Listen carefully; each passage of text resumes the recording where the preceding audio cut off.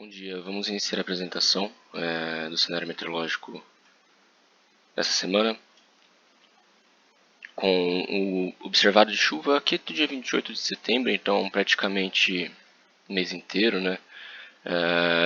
De hoje até o dia 30 a previsão de chuva é no sul, principalmente aqui na bacia do Uruguai, mas não deve ser muito intensa, então vamos estar praticamente fechado aqui a precipitação para o mês de setembro, com o sudeste aqui e centro-oeste abaixo da climatologia.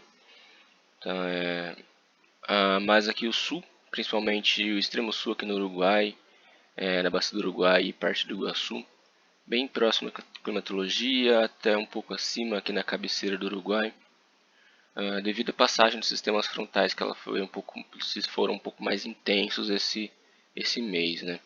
Além disso, aqui no norte do Brasil a gente também tem essa anomalia positiva, que provavelmente já é uma resposta àquele resfriamento da temperatura da superfície do mar do Pacífico Equatorial Central ali, e também um aquecimento do Indo-Pacífico, né? Como eu vinha falando, né, teve esse resfriamento aqui no Atlântico Pacífico Tropical Central, né, que caracteriza a Laninha.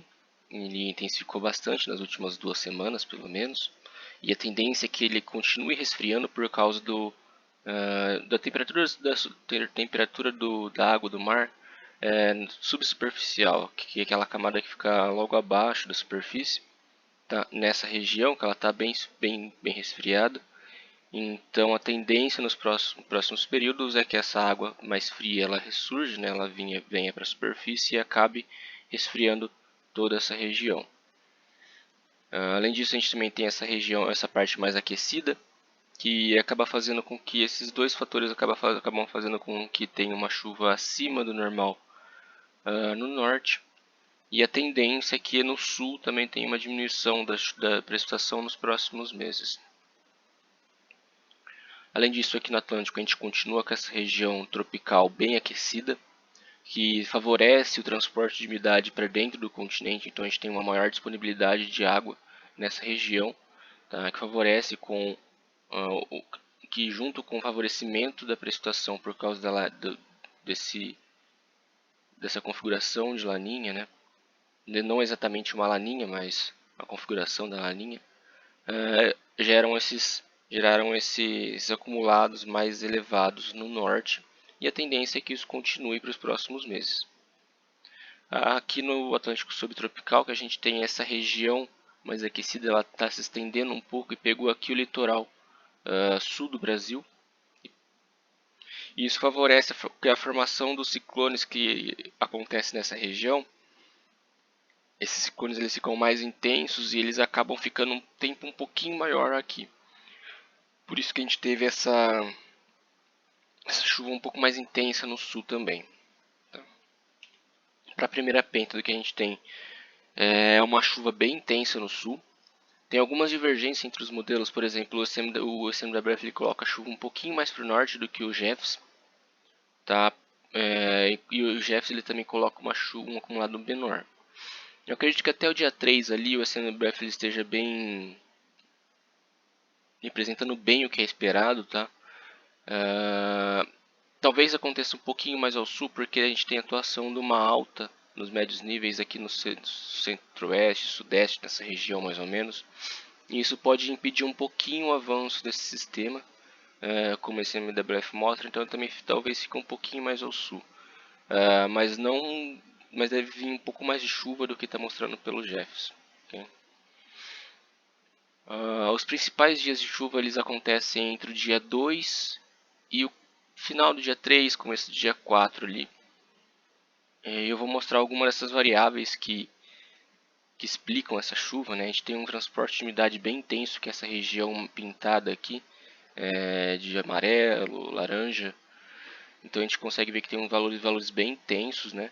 E esses vetores aqui também indicam a direção desse transporte de umidade. Então a gente consegue ver que vem lá da região amazônica, do Pantanal, aqui para o sul e parte do sudeste. Então a gente começa a ver esse transporte de umidade mais intenso, que é característico do período úmido. E além disso, aqui no campo da direita, a gente tem essas setas que todas saindo da mesma região, né? Isso indica uma divergência que a gente chama em altos níveis. E essa divergência em altos níveis ela acaba gerando um levantamento do ar na superfície em médios níveis, que nada mais é do que essas bolinhas vermelhas. Onde tem essas bolinhas vermelhas, a gente tem um levantamento do ar bem intenso. Então a gente tem essa divergência em altos níveis, levantamento do ar, tá? Esse colorido aqui em amarelo indica região com uma grande quantidade de água precipitável. Então a gente tem bastante água para gerar precipitação e também tem um transporte de umidade bem intenso. Então a gente tem fatores que explicam bem essa precipitação que está sendo prevista pelo CMWF. Tá? Então até o dia 3, 4 ali, eu acredito que o modelo europeu ele esteja representando bem o que pode acontecer, apesar de eu acreditar que não vai vir toda aquela precipitação que ele está prevendo. Eu acredito que deva vir um pouquinho abaixo. Tá? Mas tem a possibilidade de gerar toda aquela chuva. Aqui no dia 3, só mostrando para vocês uma outra variável que chama CAP. Isso daqui indica a energia disponível para levantamento do ar. Essa variável aqui está mais ligada a tempestades temporais, ventanias, granizo. Ela indica um pouco mais de tempo severo, que a gente chama, que são aqueles sistemas que geram mais estragos, né, que são ventos e granizos, como eu disse. Então no dia 3 e 4 a tendência é que tenha mais esse tipo de chuva, mais pancada, chuva forte. Nos outros dias, aqui no dia 2, no dia 3, no comecinho do dia 3, uma chuva mais contínua que é mais favorável para a geração de ENA. Né?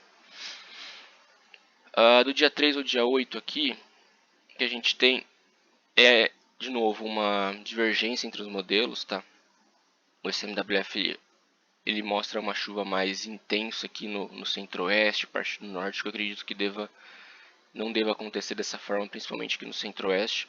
Deva vir mais próximo do Jeffs. E aqui no sul ele também mostra uma chuva um pouco mais intensa do que o Jeffs, o que eu acredito que deva atender de novo para o modelo americano aqui para o Jeffs. Tá?